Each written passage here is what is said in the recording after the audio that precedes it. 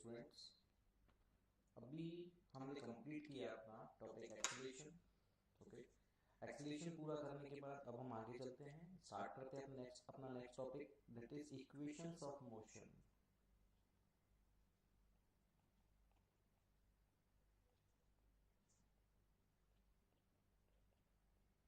ठीक है, in our curriculum we are discussing the equations of motion based on uniform motion, uniform acceleration and uniform motion। ठीक है ना, we are discussing the equations based on uniform acceleration।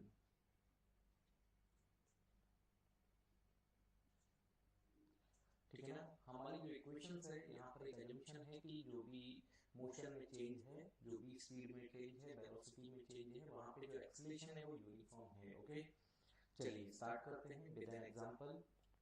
मान लेते हैं कि एक पाथ है,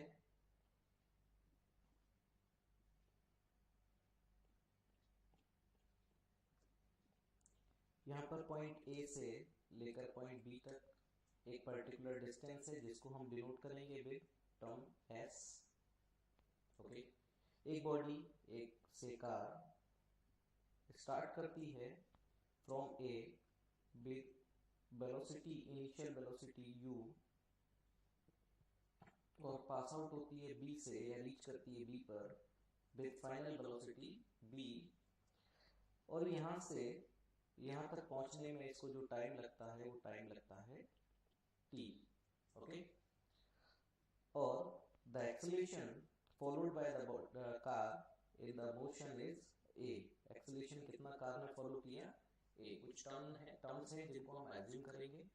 एक कार स्टार्ट करती है पॉइंट ए से, एक कार स्टार्ट करती है पॉइंट ए से और चलते चलते चलते चलते पॉइंट बी से गुजरती है। जब कार ए पॉइंट पर थी तो उसका इनिशियल वेलोसिटी था u।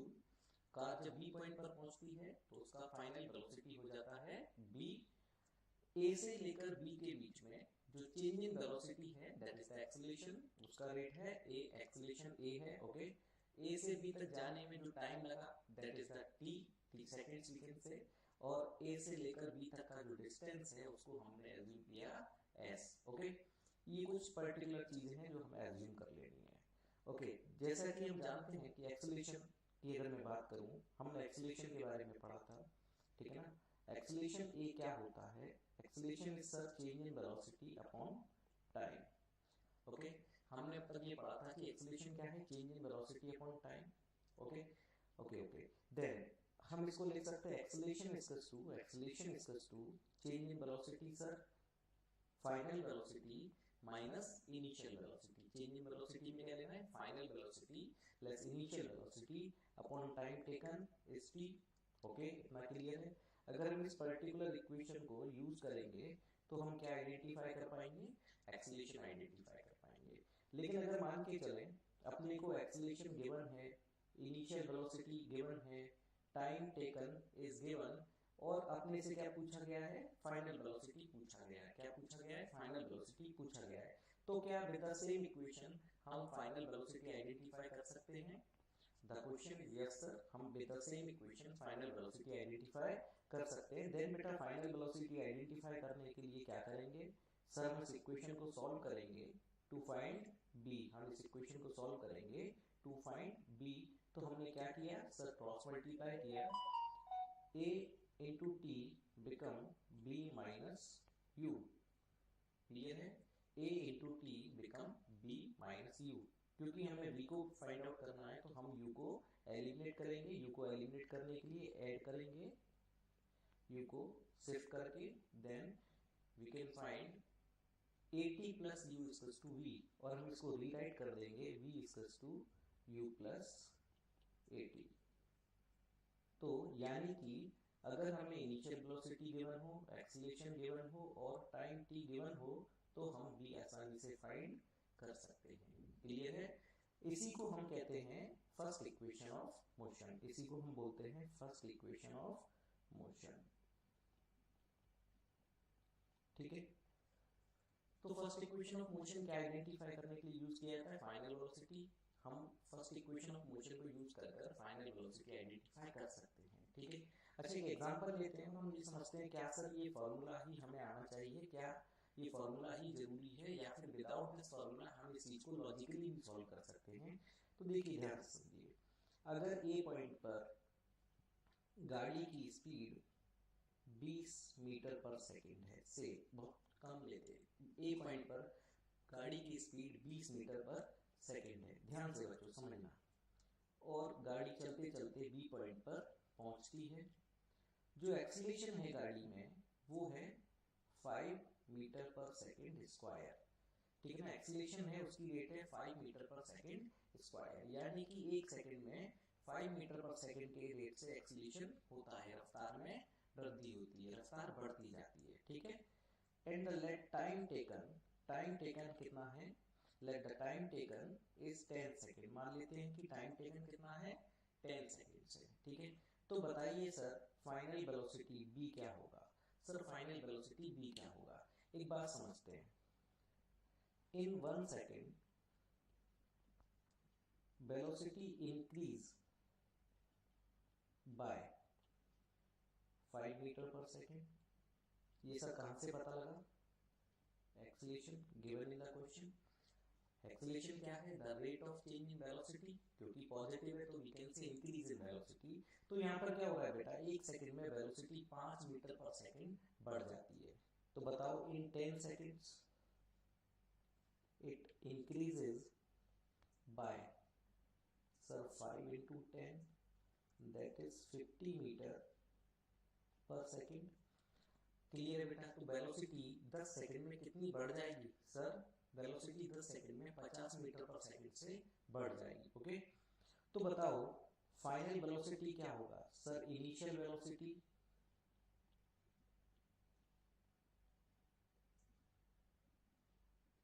Plus increase in velocity, initial velocity का प्लस इंक्रीज। तो बताओ बच्चे फाइनल वेलोसिटी इसका टू इनिशियल वेलोसिटी हमने क्या लिया था, सर इनिशियल वेलोसिटी था 20 मीटर पर सेकंड। देखो गाड़ी की शुरुआत की रफ्तार क्या थी 20 मीटर पर सेकंड, और उसकी रफ्तार में हर एक सेकंड में 5 मीटर पर सेकंड का इजाफा होता गया, हर एक सेकंड में 5, तो दूसरे सेकंड में फिर से 5 यानी कि 10 बढ़ गया, फिर तीसरे सेकंड में फिर से 5 बढ़ा यानी कि 15 बढ़ गया। इस तरीके से 10 सेकंड में टोटल 50 मीटर पर सेकंड का इजाफा हो गया। तो 50 मीटर पर सेकंड की स्पीड और उसकी इंक्रीज कर गई, तो total final velocity become 70 meter per second.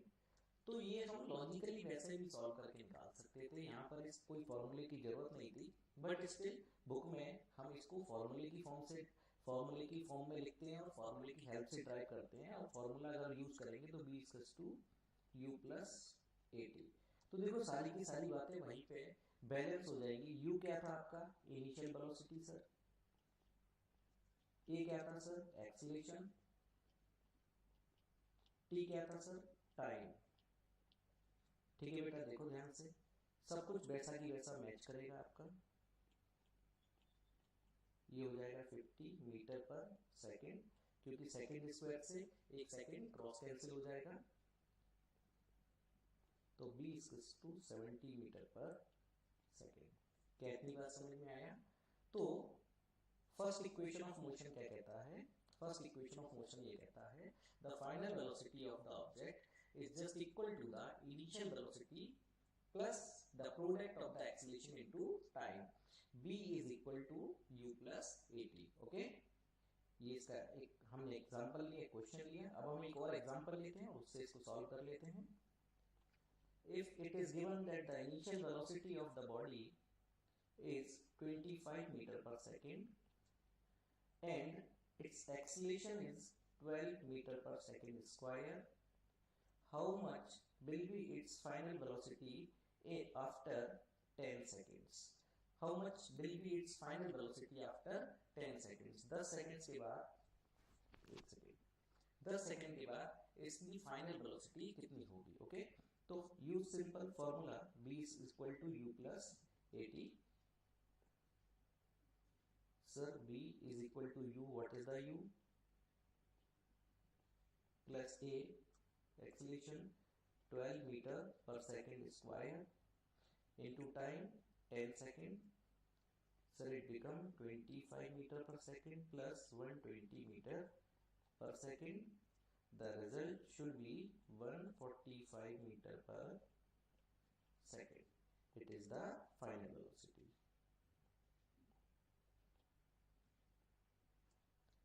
Is it clear? Okay, this is your first equation.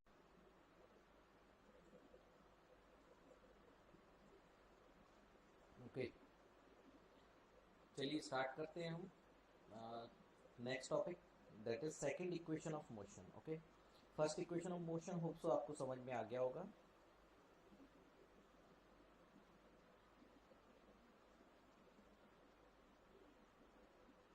Second equation of motion समझने के लिए मैं अपना वही डायग्राम को इधर पेस्ट करता हूँ.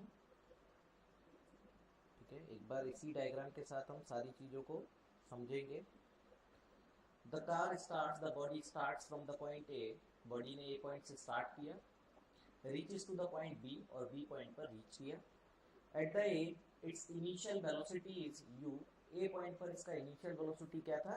u था. And at the point B, B point पर इसका फाइनल वेलोसिटी कितना है? v है. At the B point it's final velocity is v. Okay, the time taken by the car to reach from A to B. A से B तक जाने में car को कितना टाइम लगा? The time taken is t. The acceleration here carried by the car, जो car में acceleration हुआ है वो यूनिफॉर्म है at the rate a meter पर second square. Okay, the distance between the point a and b, a और b के बीच का डिस्टेंस है वो हमने कितना लिया है? s. ओके, चलिए आगे चलते हैं. सेकेंड इक्वेशन ऑफ मोशन को समझने के लिए आपको ध्यान है, मैंने एवरेज वेलोसिटी का आपको दो तरीके से कॉन्सेप्ट बताया था कि एवरेज वेलोसिटी हम दो तरीके से निकाल सकते थे, प्रोवाइडेड द इंफॉर्मेशन, कि हमें इंफॉर्मेशन किस तरीके से दिया है. ठीक है ना. एक था average velocity is equal to, मैं एवरेज वेलोसिटी को ए बी लिख देता हूं. Average velocity equals to total displacement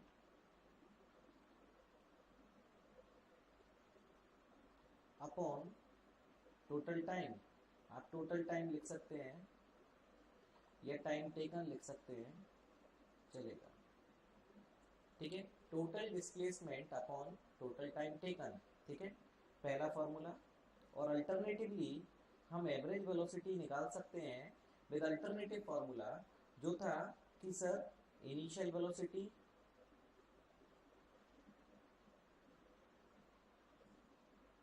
plus final velocity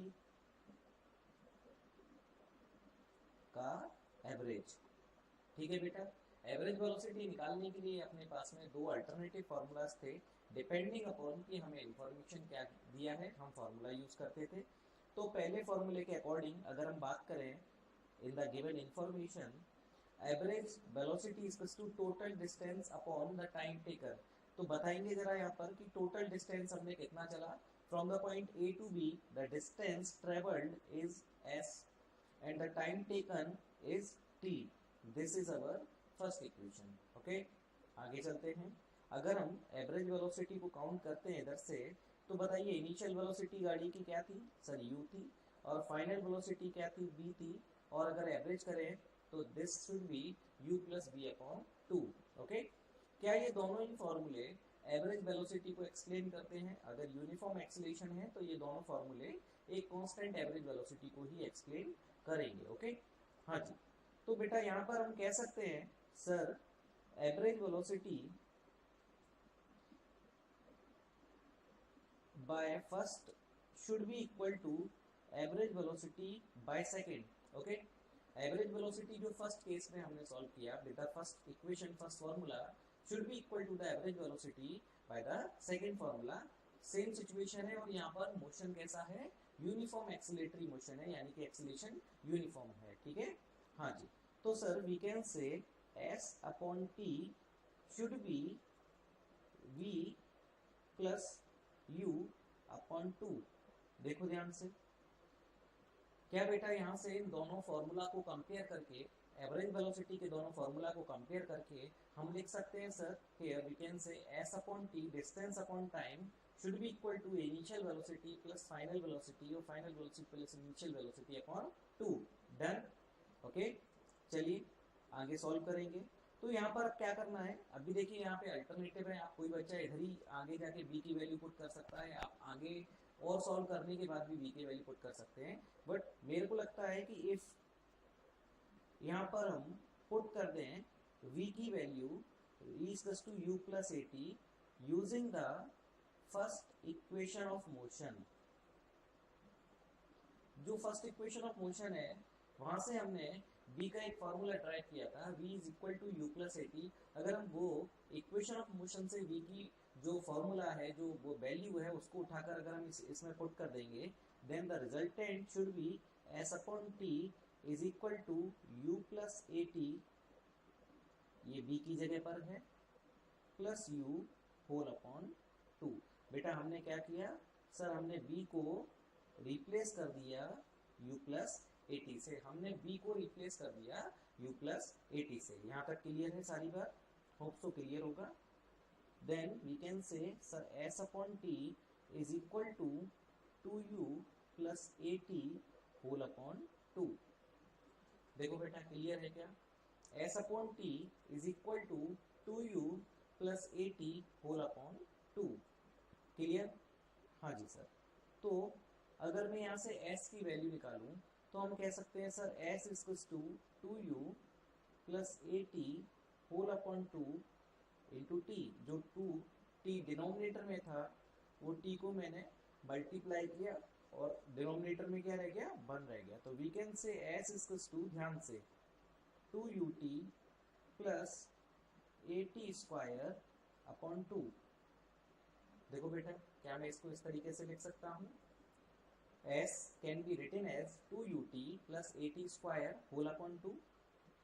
अगर मैं इसको स्प्लिट कर दूँ, अगर मैं इन टर्म्स को स्प्लिट कर दूँ तो क्या हम इन टर्म्स को स्प्लिट कर इस तरीके से लिख सकते हैं। आप फिर से कंबाइन करेंगे एलसीएम लेके तो आपको फर्दर वही टर्म मिल जाएगा। तो अगर कंबाइन किया जाता है, टर्म को एलसीएम लेके कंबाइन करते हैं, स्प्लिट करते हैं, तो जो डिनोमिनेटर है वो सारी की सारी न्यूमरेटर टर्म्स के साथ में डिनोमिनेटर में लिख दिया जाता है। ठीक है, ओके। तो सर ये ऐसे 2 से 2 कैंसिल हो गया, ut plus A t square upon 2। Yes, it can be written as s equals to ut plus half a t square. ये है आपका सेकेंड इक्वेशन ऑफ मोशन। एक बार मैं सारा फिर से एक्सप्लेन कर देता हूँ। देखिए, अगर कोई गाड़ी A पॉइंट से B पॉइंट तक ट्रेवल करती है with the initial velocity of u reaches to the final velocity v in time t with acceleration of a, uniform acceleration of a, and covers a distance of s, then its average velocity can be either we can say it should be total distance traveled upon time taken, then it should be s upon t, okay, or we can say it should be initial velocity plus final velocity upon 2. Since the motion is uniform, acceleration is uniform, therefore both the formulas comparable. So average velocity is equals to v plus u upon 2. Okay, we can compare both the formula. S upon t should be written as v plus u upon 2. Okay, हमने s upon t को लिख दिया v plus u upon 2। Clear है बेटा? यहाँ पर हमने क्या किया सर, फिर हमने b की जो वैल्यू है, b की value first equation of motion, ध्यान रखना हमने यहाँ फर्स्ट इक्वेशन या फर्स्ट फॉर्मूला से नहीं, फर्स्ट इक्वेशन ऑफ मोशन से हमने उसको उठाया और b की वैल्यू हमने क्या पुट किया, b is equal to u plus A T. Okay, then it become s upon t is equal to under the bracket u plus A t plus u upon 2। यहाँ पर u plus A T है वो replace होकर आया है b के साथ। Okay, then it become s upon t is equal to u and u 2u plus A t upon 2। Clear है? देन हमने क्या किया, जो t था डिनोमिनेटर में, इस t को हमने मल्टीप्लाई किया अपोजिट साइड न्यूमरेटर से। Then s upon 1 is to 2u plus 80 upon 2 whole multiplied by t। Okay, हाँ जी सर। देन t का मल्टीप्लाई किया, s अपॉन 1 मैंने s लिखा उसको। Okay, s can be written as 2ut plus at square upon 2. Then split the term, हमने term को split किया, s is equal to 2ut upon 2 plus at square upon 2. Then 2 से हमने 2 को cancel किया, s is equal to ut plus at square upon 2. That can further be written as s is equal to ut plus half at square. This is our second equation of motion. ठीक है, इसका use sir कब किया जाता है? जब आपको initial velocity of the object दिया हो, से 10 मीटर पर सेकेंड, आपको गाड़ी का एक्सीलरेशन दिया हो, से 2 मीटर पर सेकेंड स्क्वायर, आपको time taken by the car to reach a particular distance, time taken दिया हो, से 30 सेकेंड्स, ठीक है बेटा, और आपसे डिस्टेंस, ओके, आपसे डिस्टेंस पूछा हो, आपसे डिस्टेंस पूछा हो, क्लियर है, आपसे डिस्टेंस पूछा हो, तो हम इस फॉर्मूला को यूज कर कर सीधे डिस्टेंस निकाल सकते हैं. s equals to ut plus half at square. Clear है, just put the value and get your answer. s the distance equals to u into t plus half a into t square.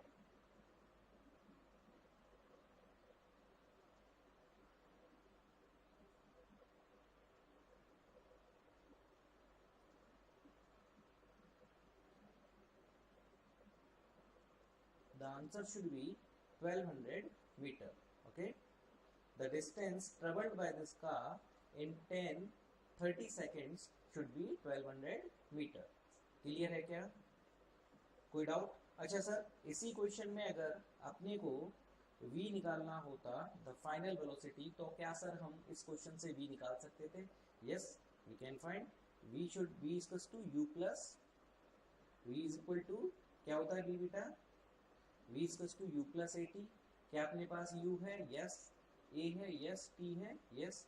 Just put and find your answer. u plus a into t, at, sorry.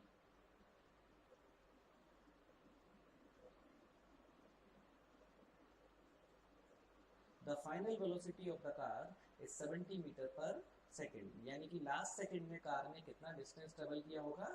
70 metre distance travel किया होगा. Okay, clear है यहाँ तक सारी बातें? Hope so अच्छे से clear हो गया होगा. चलिए आगे चलते हैं, कहीं कोई डाउट नहीं होना चाहिए. एक बार देख लीजिए इक्वेशन को अच्छे से.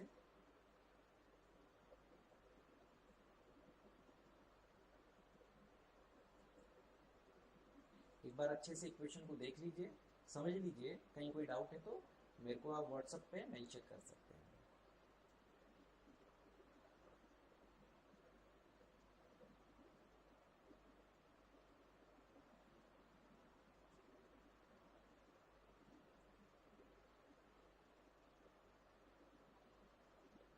ओके, चलिए आगे चलते हैं.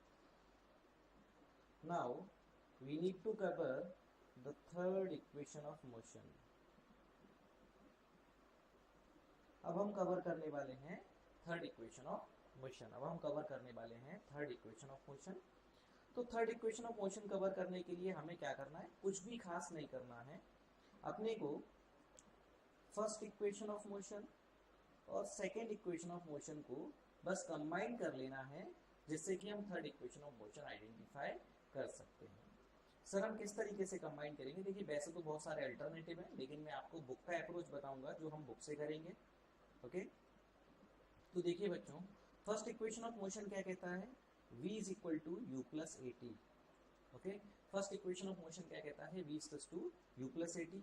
तो यहाँ से हम t की वैल्यू फाइंड करेंगे in terms of u, v and a. हम किसकी वैल्यू फाइंड कर लेंगे? t की वैल्यू फाइंड कर लेंगे. तो बेटा अगर आप t के लिए इसको सॉल्व करोगे, then v minus u is equal to a T.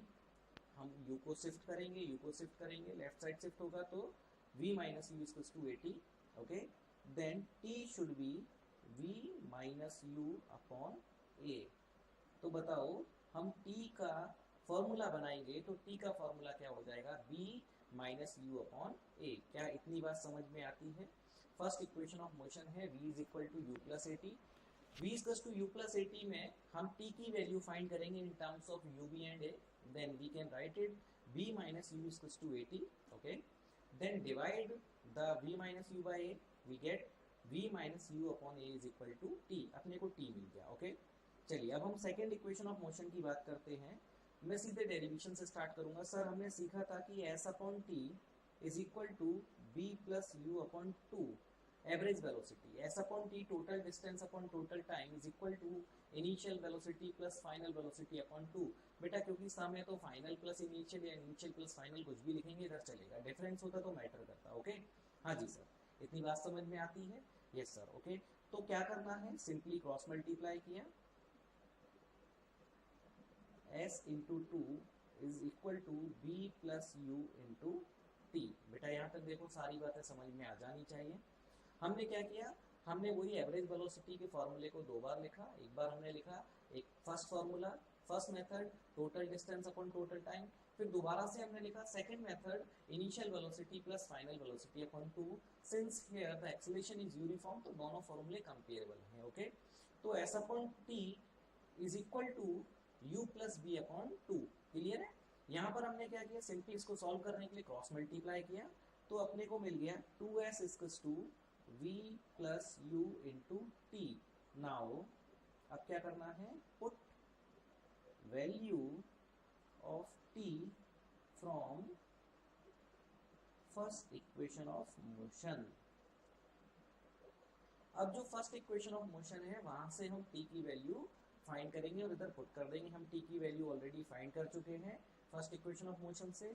तो t को हम क्या लिख सकते हैं सर, हम t को लिख सकते हैं t is equal to B minus you upon A. ध्यान रखना u माइनस बी नहीं लिख देना है, देखकर b माइनस यू अपॉन ए ही लिखना है। यहाँ पे उल्टा नहीं कर सकते, सम में आप a प्लस बी या b प्लस ए कुछ भी लिखो चलता है, लेकिन डिफरेंस में a minus B is not equal to b minus A. ध्यान रखना, बराबर नहीं होता ये। ओके, चलिए तो 2s is equal to v plus u, बेटा ये v प्लस यू मैंने ये वाला लिखा, इंटू t को रिप्लेस कर देंगे और t को रिप्लेस करके क्या लिख देंगे sir, v minus you upon a। ये कहाँ से आया, ये बेटा हमने t को रिप्लेस करा और t को रिप्लेस करके t की वैल्यू को चेंज किया। Okay, then it become 2s equals to v plus u into v minus u whole upon a। देखो इतना क्लियर है क्या? Then it become 2s equals to v plus u into v minus you upon a। Okay, then it can be written as, अच्छा आपको पता है एक identity a plus b into a minus b, ये हम इसको सॉल्व करेंगे, then we get a square minus b square. हम इस आइडेंटिटी को यूज करेंगे और b plus u into b minus u can be written as b square minus u square upon a। बेटा इतना क्लियर है? ठीक है, देन 2s become v square minus u square upon a। Okay, now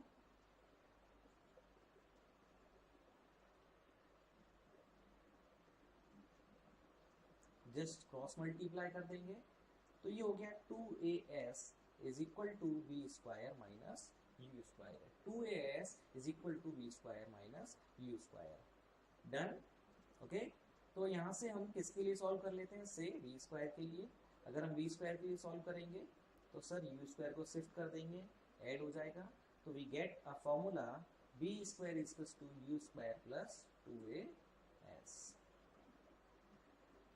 तो ये है अपना third equation of motion. Clear है? एक बार मैं फिर से जल्दी से रिकॉल कर देता हूँ इसको, बहुत आसान है, कुछ नहीं है। देखिए थर्ड इक्वेशन ऑफ मोशन के लिए हमने क्या किया सर, हमने फर्स्ट इक्वेशन ऑफ मोशन से t का वैल्यू निकाल दिया, v equals to u plus at, then find the t। हमने t फाइंड किया तो v minus u equals to at and t is equal to v minus you upon a। Clear है बेटा? Okay, आगे चलते हैं। Sir second equation of motion ने बताया कि average velocity is equal to average velocity. Average velocity means s upon t is equal to, again average velocity can be written as v plus u upon 2। When we compare the both, s upon t is equal to b plus u upon 2.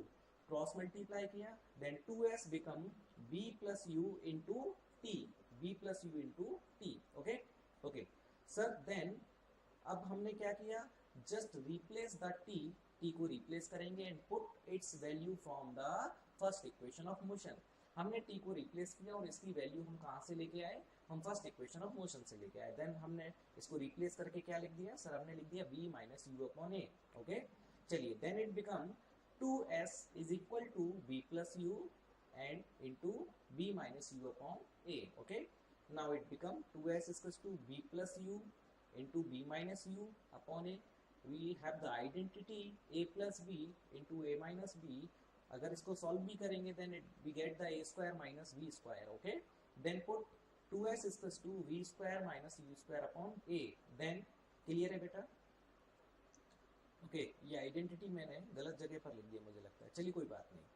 तो 2s upon 1 equals to v square minus u square upon a. Cross multiply किया, 2as is equal to v square minus u square.